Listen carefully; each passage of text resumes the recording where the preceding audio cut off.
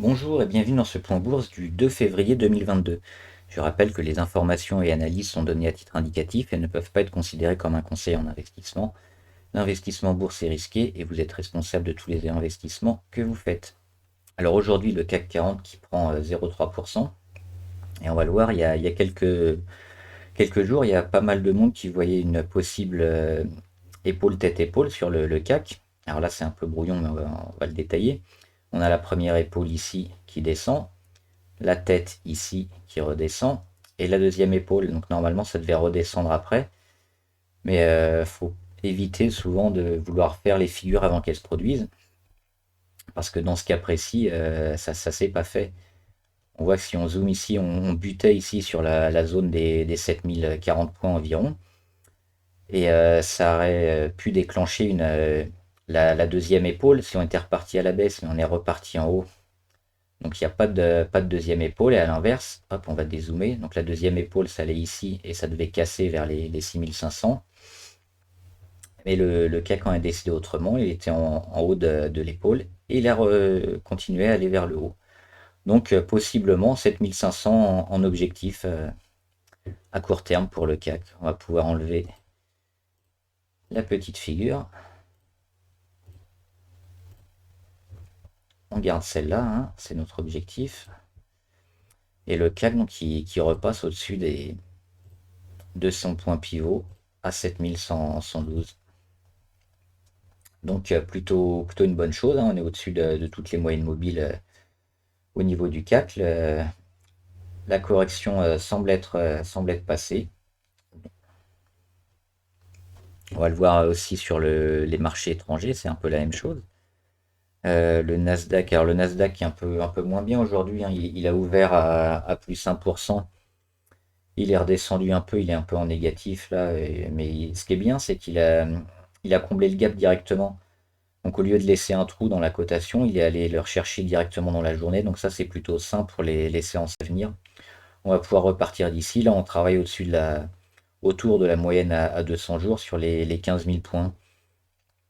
Donc le Nasdaq qui a fini sa correction et qui sort même de son canal baissier ici, qui va pouvoir construire autour des 15 000 et sûrement des 15 004, on espère, cette zone-là.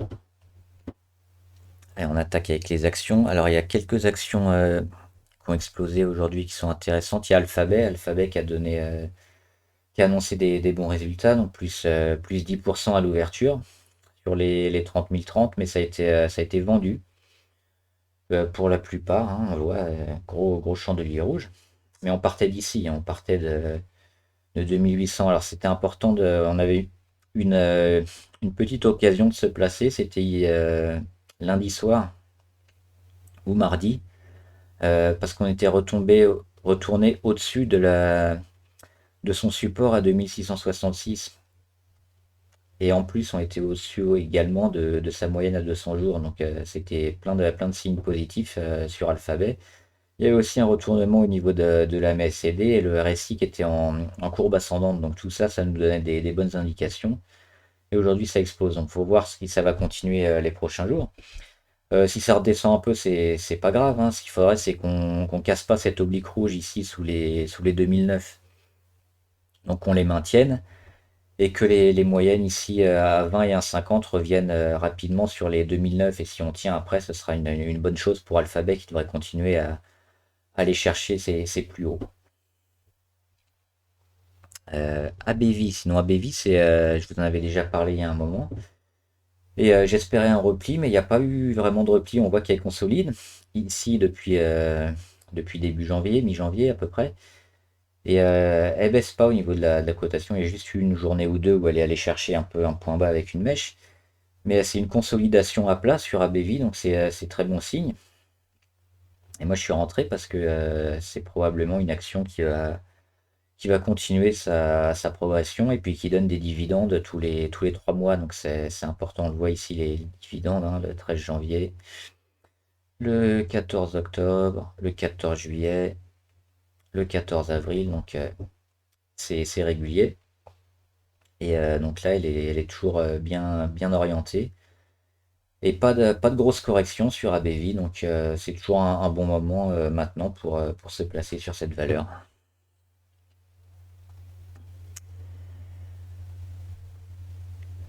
Albioma pas mal, hein, Albioma qui fait 2,75 aujourd'hui, qui se remet sur ses plus hauts de ces derniers jours. Il va falloir aller les casser maintenant parce qu'on est, hop, on a réédité un peu les mêmes chandeliers, hein, on bute sur les 36,10, 36,14.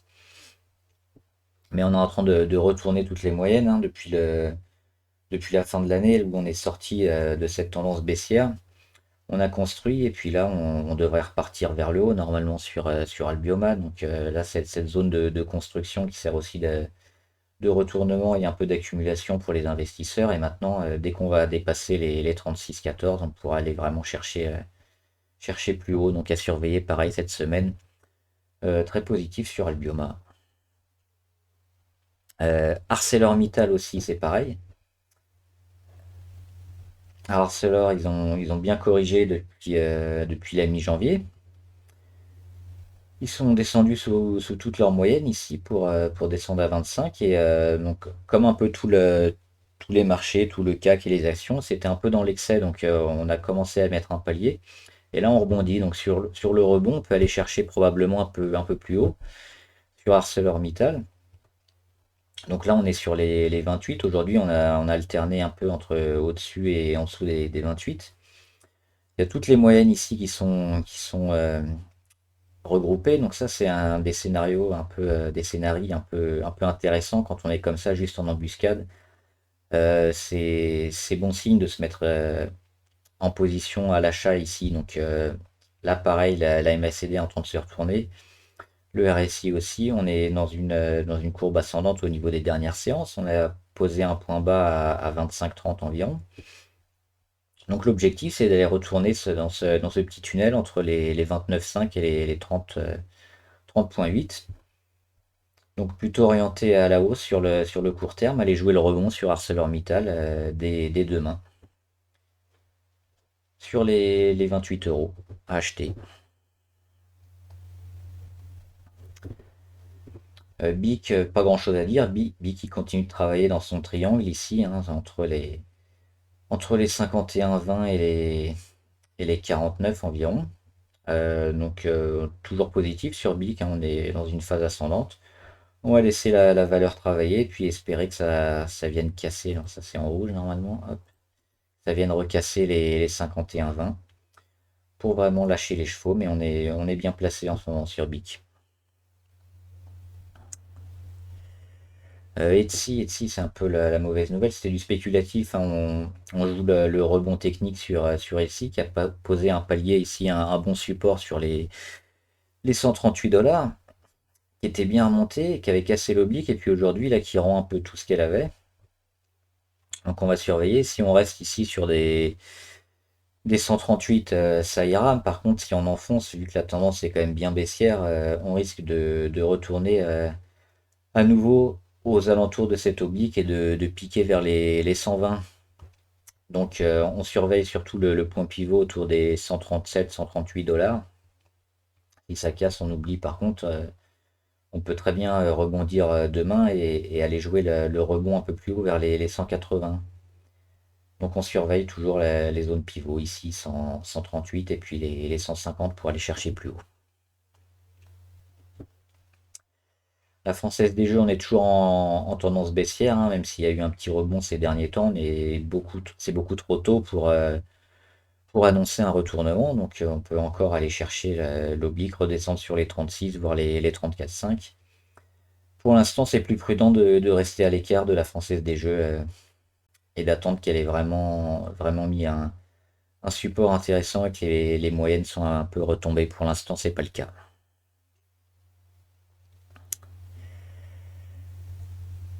Opium, bah, on travaille encore Opium, hein, c'est dans cette zone pareil. On suit l'oblique ici qui est assez intéressante, qui est aujourd'hui sur les 27 euros. Donc le titre descend un peu, mais pareil, c'est les volumes surtout qu'on va surveiller sur Opium pour déclencher un peu une nouvelle hausse et attaquer, pareil, ça c'est en rouge, attaquer les 29,45. Donc toujours en attente ou se placer. Tant qu'on tient le support oblique ici sur les 27, on est bon sur Opium.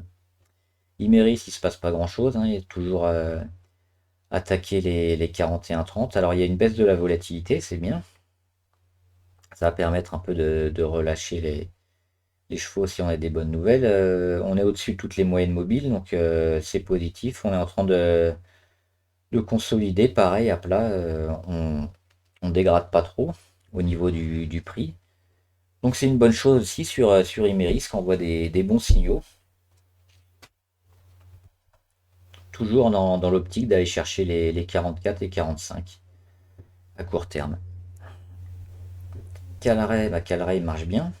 Ils avaient cassé ici leur oblique le 24 janvier, donc un gros breakout quelques jours après avec une mèche qui était allée chercher ici les 37 euros. Le pullback aux alentours de l'oblique, donc c'est le scénario qui était privilégié par beaucoup d'actions et ça s'est fait aussi sur Calaray. Et donc là, c'était une deuxième chance de rentrer sur Calaray si on n'était pas déjà, ou de recharger aussi si on l'avait pris un peu tard. Donc toute cette zone ici de travail, hein. Euh, on a, on a eu la confirmation du pullback ici le 31 janvier. On était reparti à la hausse, au-dessus de la moyenne à 20 et à 50. Donc ce chandelier-là et ce jour-là, c'était parfait pour rentrer ou recharger. Et depuis, ça monte sur Caleray. Donc pareil, on va réattaquer probablement une deuxième fois la moyenne à 200. La première fois, ça avait été un échec. On va essayer de la réattaquer, de rester au-dessus. Mais pour l'instant, on est très positif sur Caleray qui fait tout dans l'ordre. Les volumes aussi qui remontent un peu par rapport aux 2-3 précédents jours. Donc c'est une bonne chose, hein. Caleray, c'est toujours à l'achat ici au-dessus des 38. Hop. Des 33, pardon, au-dessus des 33 euros. McPhee. Alors McPhee, il y a le support ici, on en parlait il y a quelques jours à 19, à 14,9, qui a bien servi à la valeur pour rebondir. Maintenant, c'est peut-être un peu tôt encore pour espérer un retournement, parce qu'elle va peut-être continuer à évoluer entre son oblique ici rouge et vert, donc elle est dans un canal baissier, donc elle va peut-être taper, redescendre et puis à tester une nouvelle fois ce support. Donc pour plus de prudence, on va attendre vraiment qu'elle sorte de son canal baissier, qu'elle rattaque un peu les moyennes à 20 et 50 jours. Mais le fait qu'elle ait arrêté sa chute et qu'elle ait confirmé son support ici sur les 14,9, c'est une bonne chose. Maintenant, on va la surveiller ce mois de février. Ça va être intéressant et ça va nous mener peut-être mi-février ou fin février à un début de retournement. Donc on surveille McPhee. Michelin m'a toujours bloqué entre les 145 et les 150. Tant qu'on est entre ces deux zones-là, il ne va pas se passer grand-chose. Il faut espérer que ça casse à la hausse ou à la baisse, dans un sens ou dans l'autre, pour donner une nouvelle tendance. Microsoft, c'est toujours le bon moment de rentrer sur Microsoft, hein. La MACD est en train de bien se retourner. Le RSI aussi, on a posé le support ici sur les 280, 290 qui a bien été acheté. Et on est repassé au-dessus des 305, qui est vraiment une zone intéressante sur Microsoft, hein, qui a permis à la fois de support et de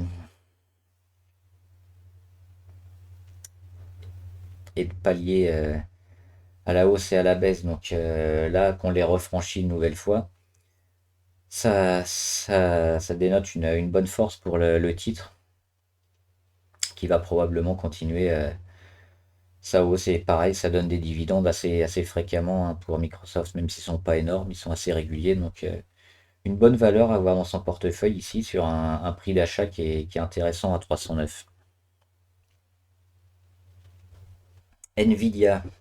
Alors Nvidia, pareil, le support a bien marché sur la moyenne à 220 jours, hein, à 200 jours, 200 périodes. Donc 220 euros, ça a été acheté constamment avec la mèche ici sur les 210. Donc là, on est bien reparti pour aller tester l'oblique une nouvelle fois sur les 260, 270. Et puis casser ce canal baissier pour enfin remettre une tendance positive sur Nvidia. Donc si on n'est pas encore, on peut attendre éventuellement un nouveau zigzag, hein. Sinon, bah, si on déborde les 262, 265 environ d'ici la fin de la semaine ou début de la semaine prochaine, ce sera une très bonne chose. Mais là, Nvidia s'est bien remis quand même. Très très positif sur Nvidia, donc une valeur à acheter. Ruby qui consolide un peu, qui baisse vers les 28, mais rien d'affolant, hein. Moi, je surveille bien cette zone entre 27,80 et 28,10. C'est cette zone-là qu'il faudra descendre pour pas casser la tendance.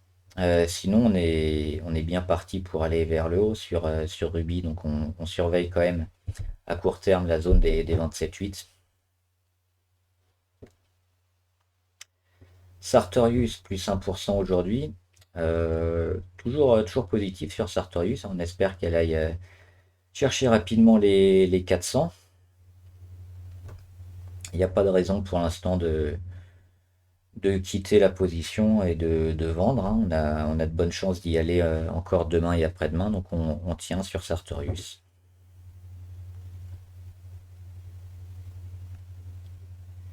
Technip Energy, elle a rebondi ici sur cette zone qu'il fallait défendre, hein, sur les 13,50, 13,40. Donc on est bien, on va espérer qu'elle rattaque une troisième fois la zone des 14,7. Et si elle casse les 14,7, se mettre en position sur débordement en fin de séance. Total Energy, bah, ça commence à buter et à s'essouffler sur Total. Donc c'est le scénario qu'on avait prévu, qu'on visait peut-être un petit peu plus en dessous, hein, sur les 51,4, elle est allée au-dessus, mais le principe est le même, elle a mis quelques chandeliers identiques en alternant le rouge et vert et en butant sur cette zone des 51,4. Donc là, selon moi, ça annonce quand même une phase de correction. Donc je me suis mis en vente à découvert sur Total Energy, en espérant aller combler ce petit gap en premier objectif sur les 49 euros. Donc la MACD, on est en train de se retourner, on commence à avoir du rouge. Donc il y a de grandes chances qu'on aille enfin chercher le gap ces prochains jours sur Total. Valneva, pareil, on est dans du spéculatif, hein. On cherche un gros rebond ici sur les 20. On est plutôt bien depuis quelques jours. On est en train de se retourner au niveau MACD. On commence à retrouver un peu de vert. Par contre, il n'y a pas trop de volume. Donc, il faut attendre des annonces, que ce soit sur les vaccins ou autres. Mais tant qu'on tient le support ici sur les 15 euros, on est encore très bon sur Valneva. Donc, rien à faire. On peut tenter ici d'acheter sur les 15 pour aller chercher les 20 sur une bonne nouvelle. Par contre, si on casse les 15 et qu'on va chercher les 12, attention, et puis sous les 12, faudra oublier Valneva. Visa, bah, après son gros breakout de vendredi, fallait se mettre en position, hein, on l'avait dit. Quand on casse comme ça une oblique et qu'on fait un breakout énorme, c'est généralement bon signe. Et derrière, elle confirme et continue de grimper. Là, on est à plus 1%. On était rentré ici sur les 224 environ. On est sur les 234 et puis on est bien positif à court terme et à moyen terme aussi sur Visa. Donc là, on va la garder quelques semaines, voire quelques mois, et puis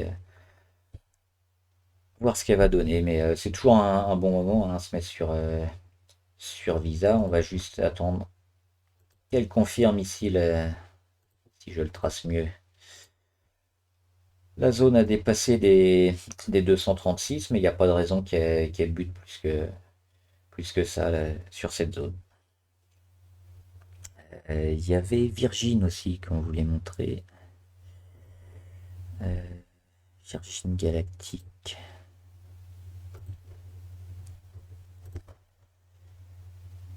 Elle est là, Virgin Galactic. Alors qui a un peu frétillé ces derniers jours avec ce chandelier ici lundi où elle prend 13%. Le lendemain, c'est pareil, elle prend quasiment 5%. Et aujourd'hui, elle repère un petit peu. On est à moins 5%. Donc c'est encore trop tôt pour se mettre sur Virgin, hein. Tant on suit cet oblique, il faut vraiment le casser et puis mettre un support intéressant. Pour l'instant, ça sert plutôt de résistance à Virgin, hein, qui le suit depuis un moment. Et par contre, ce qui va être intéressant de suivre, c'est ici ce petit support sur les 6,90 €, les 6,90 $, pardon. Donc 6,90 $, si on y retourne, qu'on le teste et qu'on le tient, ça va peut-être enfin être la fin d'hémorragie sur Virgin Galactic. Donc pour l'instant, ça n'a pas été encore fait, on est un peu loin, hein, on était sur les 7 et quelques. Mais là, on va probablement y retourner parce qu'on est quand même à la baisse. Et c'est cette zone des 6,90 qu'il faudra défendre et remettre à la hausse pour Virgin. Si c'est le cas, on va casser cette oblique et mettre quelques moyennes mobiles en dessous. Et là, ça sera peut-être une bonne nouvelle pour Virgin, mais il y a encore beaucoup de boulot. Pour l'instant, on est toujours en phase négative, en dégradation, et donc on va éviter de se mettre trop tôt sur Virgin. Il y avait Bouygues qui était intéressant aussi, si je les trouve. Sur le CAC 40, ils sont là. Euh, Bouygues, oui, ils sont repartis. Et ils ont bien travaillé ici cette zone sur les 31 euros, qui coïncide avec leur moyenne à 50 jours. Et leur moyenne à 200 jours n'a pas vraiment eu le temps de dégrader. Donc ça, c'est pas mal. Il y a de grandes chances qu'on aille pareil, retester une troisième fois l'oblique ici sur les 32 euros. Et après, quid de l'action? Est-ce qu'on va les casser tout de suite ou reconstruire?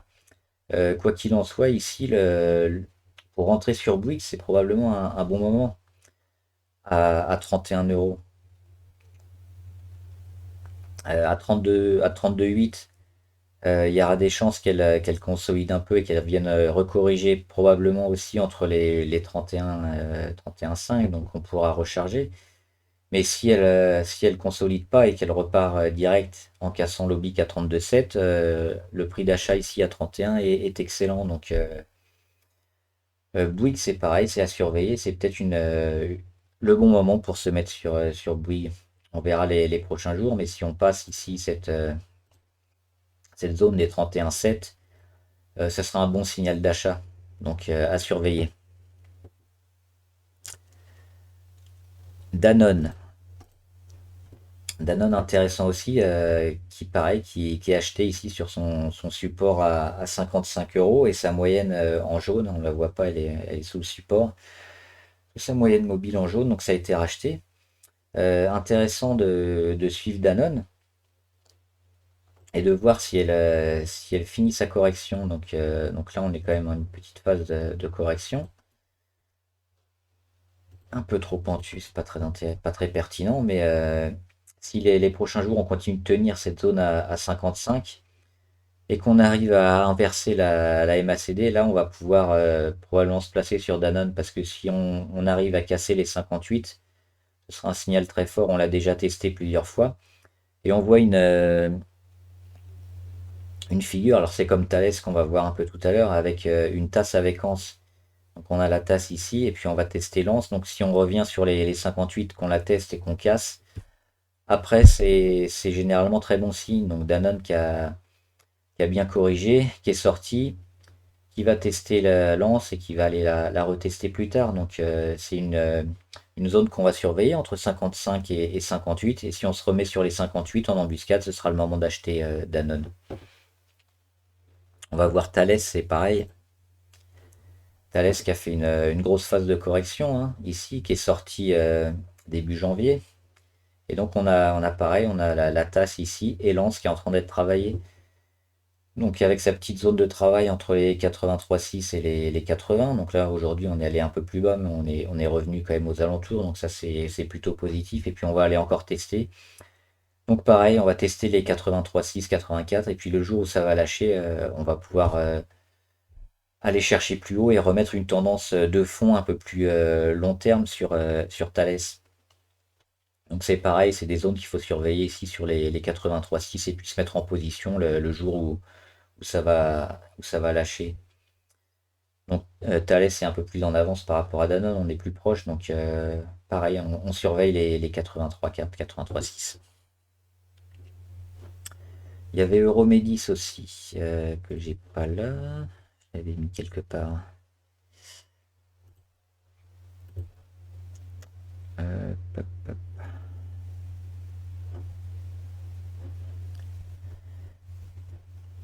Euromedis, on le fera la prochaine fois. Serge Ferrari qui a explosé ces derniers jours.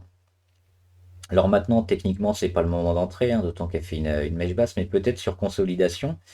Ici, sur les 13,7, ça pourrait être intéressant de venir se placer sur Serge Ferrari, qui est vraiment en belle phase ascendante, hein, depuis cet été, l'été 2021. Donc attendre un repli sur les 13,7 ou même les 12,5, on verra. S'il a lieu, ça pourrait être intéressant. Maintenant, c'est pas le bon moment, hein, ça explose, ça peut corriger un petit peu. Nutanix, alors Nutanix qui se remet en embuscade sous son oblique baissière. Pareil, hein, il va falloir casser ici les 28,53. Et ça coïncide quasiment avec l'oblique baissière. Donc si elle arrive à casser les 28 et qu'elle se remet au-dessus des 29 dollars, ce sera un signe très positif et on pourra tenter le retournement sur Nutanix.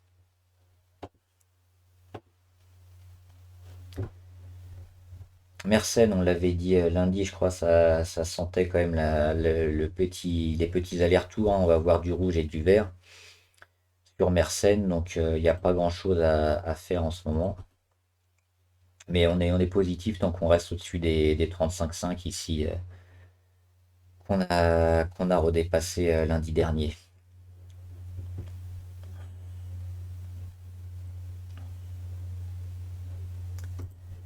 Fermentalg, ben, on est toujours sous cet oblique ici qu'il faut casser, hein, sur les 3 euros. Donc on travaille cette zone ici autour des 2,8, mais il y a pas grand-chose à faire. Faut attendre qu'elle se replace en embuscade. Donc on a la moitié ici de sa zone de travail en blanc. Elle travaille entre les 3,42 et les 2,65 quasiment. Elle est restée juste quelques jours au-dessus ou en dessous.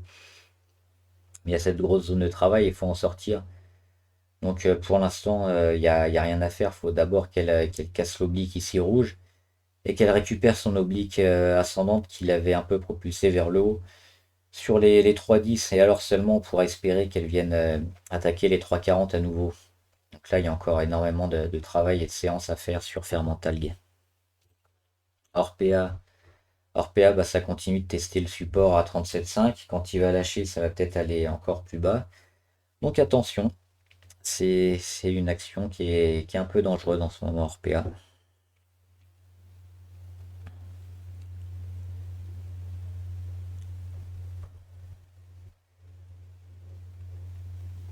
Et on finit avec... non, pas ça. Je voulais voir sur le CAC Téléperformance. Téléperformance, ils sont en train de faire une reprise en V, là. Assez intéressante. Ils ont confirmé leur support ici sur les 320 environ. 317, ça coïncidait avec leur explosion de l'été dernier. Donc maintenant, la confirmation, elle va se jouer autour des 350, 355 pour Téléperformance. Là, on est toujours en phase de correction. Et on était dans l'excès, donc pareil, le premier rebond technique, il est maintenant. On est sur du rebond technique. Pour passer vraiment sur du rebond plus long terme, il faudra retrouver cette oblique verte ici à 355 et puis casser l'oblique rouge, pareil, sur les 356. Donc on a vu une grosse zone ici qui attend Téléperformance. Alors soit elle bute et elle repart à la baisse, ça ce sera la confirmation que c'était que un rebond technique et donc une phase de consolidation sur Téléperformance. Sinon, si elle arrive à casser rapidement et qu'elle se remet à la hausse, bah, elle va pouvoir construire à nouveau et puis ce sera juste un accro dans la valeur et ce sera bon à prendre ici sur les 360.